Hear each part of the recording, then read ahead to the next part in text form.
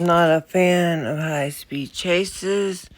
We got a new article today. Stabbing in a high-speed chase ends in West Palm Beach, ends in crash. A person is in the hospital after being stabbed in the neck, and police say his attacker led police on a chase before crashing his car. The incident took place on 36th Street and Australian Avenue on Friday just before 4 p.m. A 911 caller told police that they had witnessed a stabbing. When officers with the West Palm Beach Police Department arrived, they located 32-year-old Akeem Curtis Malcolm of Lantana, suffering from a stab wound in the neck. The police say Malcolm was rushed to the hospital as a trauma alert. Police say officers were led on a chase by the assailant, 38-year-old Jermaine Terrell Adams of Riviera Beach, Florida. The chase ended in a crash along Forest Hill Boulevard by the intersection of Dixie Highway. Adams was taken to a hospital as a result of the crash. Thankfully, nobody else was hurt in this one.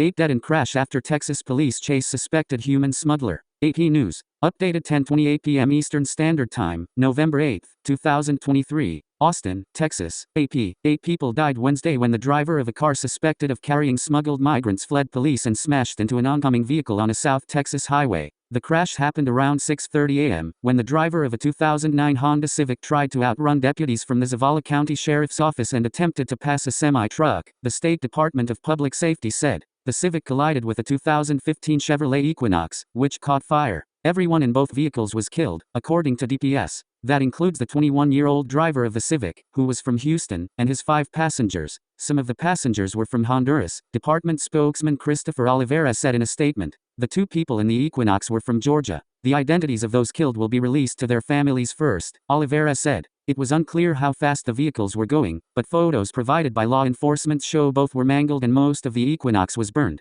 Wednesday's crash near Batesville, about 80 miles, 130 kilometers southwest of San Antonio, is the latest deadly vehicle crash involving migrants, marking the highest death toll since 13 people died in a collision in remote Holtville, California, in March 2021. The American Civil Liberties Union of Texas has tallied 106 deaths in Border Patrol vehicle pursuits from January 2010 to June of this year. Deaths averaged 3.5 a year through 2019 but spiked in 2020, leading officials to develop a new policy for vehicle pursuits with an eye toward increasing safety. The policy announced in January stops short of prohibiting chases but, according to CBP, provides a clear framework for weighing the risks of conducting pursuits, such as the dangers they present to the public, against a law enforcement benefit or need. Local law enforcement agencies have been involved in fatal crashes as well in recent years. In June 2022, 4 migrants were killed in a smuggling attempt following a police chase in the South Texas city of Encinal, about 80 miles, 130 kilometers southeast of Wednesday's crash. The Zavala County Sheriff's Office did not respond to a request for comment.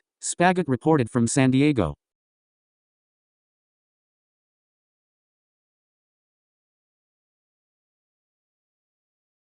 Teacher, 75, gets 10 years for repeatedly sexually assaulting 14-year-old boy in school. Teacher, 75, gets 10 years for repeatedly sexually assaulting 14-year-old boy in school. Monroe County District Attorney, Monroe County, Wisc, WKRC. A former teacher in Wisconsin has been sentenced to 10 years in prison for repeatedly sexually assaulting a teenage boy in the basement of a private school. Ann Nelson Koch, 75, was convicted on 25 separate counts, all relating to months of sexual abuse. In total, the charges include 12 counts of sexual assault of a child, 4 counts of child enticement, 8 counts of exposing intimate parts to a child, and 1 count of intimidating a victim. A Monroe County judge sentenced her to 10 years in prison, which will be followed by 15 years of supervised release, according to Monroe County District Attorney Kevin Croninger. Initially, she was facing a maximum of 624 years in prison. The accusations against her started in April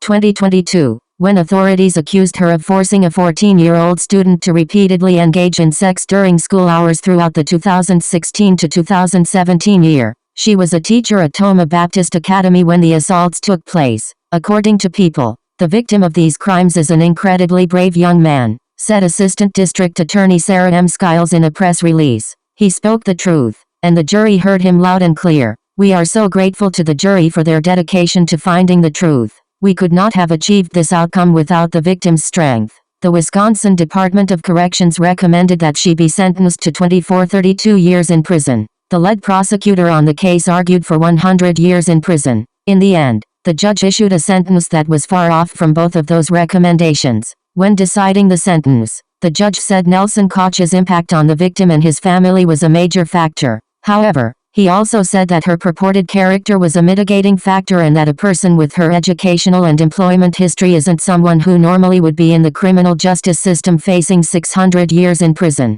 On the other hand, Assistant District Attorney ADA Skiles completely disagreed. According to the police department, the ADA attacked Nelson Koch's lack of repentance or remorse, calling Nelson Koch's virtuous masquerade a calculated attempt to conceal her predatory tendencies. The ADA also argued that a long prison sentence was necessary to help ensure the seriousness of the sexual assault of a child in a school and the pain endured by the victim weren't discounted. In a victim impact statement, the victim's father said his son wanted to speak out to help make sure that no other child would be harmed by her again. He had also asked for her to be in jail the rest of her life.